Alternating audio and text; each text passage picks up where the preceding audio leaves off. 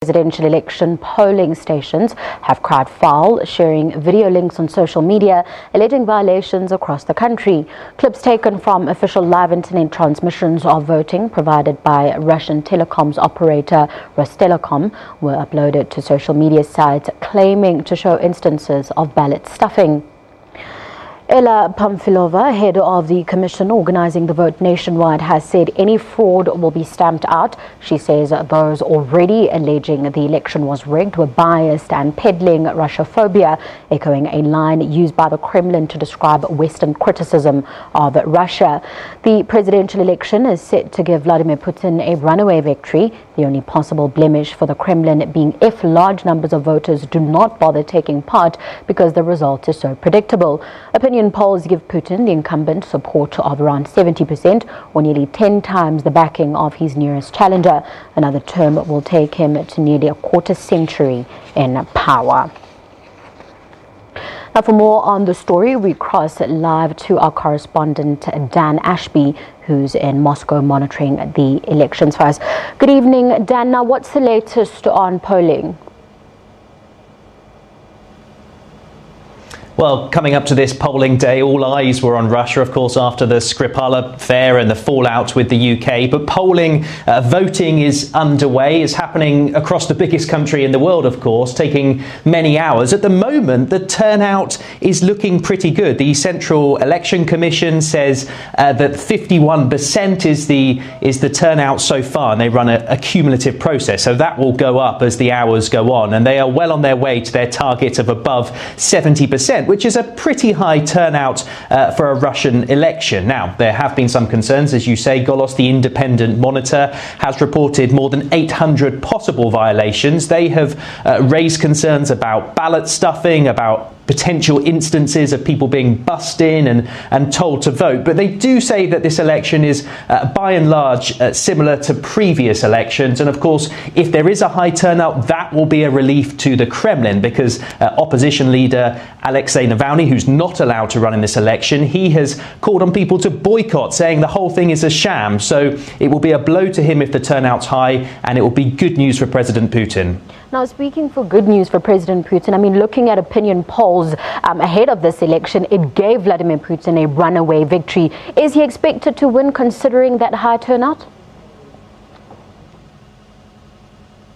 Exactly, you've hit the nail on the head. He was expected to win, and I can say that he probably will win. I mean, he commands support across the country, particularly in more rural areas, but opposition candidates say the problem is that he has dominated the media. Most of Russia's media channels are state-backed, Kremlin-funded or Kremlin-controlled, and they portray a very positive image of President Putin, and many of the opposition candidates have said, look, we haven't had that kind of access, that kind of profile that he's had, so we stand no chance at all. So yes, I think President Putin will win again tonight. That will mean that he will govern Russia in total for a near quarter of a century, and of course over that period he has transformed the country, he has cut poverty, but also attracted a fair amount of criticism from opposition candidates in terms of not tackling corruption and not making the election process more open.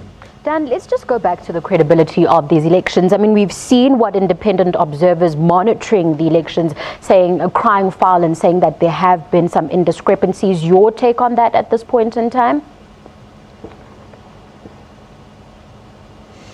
Yeah, I think the independent monitor Golos has raised some serious concerns. I mean, we have seen images being shared of people stuffing ballots, and we've heard numerous reports of state-run companies being told that they must go to vote.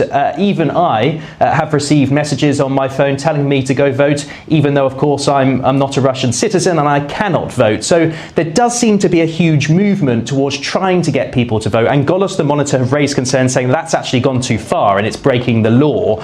So I think they will be looking very closely at that. The Central Election Commission has said it too has received thousands of complaints and it is working through them, but it's put a more positive slant on things and said, look, most of them are local procedural issues, geographical problems, and by and large this election is free and fair. But I think everyone will be watching what Golos, the monitor, has to say, and organisations, the independent monitors, of course, a big team here from South Africa. It'll be very interesting what they say to me later tonight at 8 o'clock.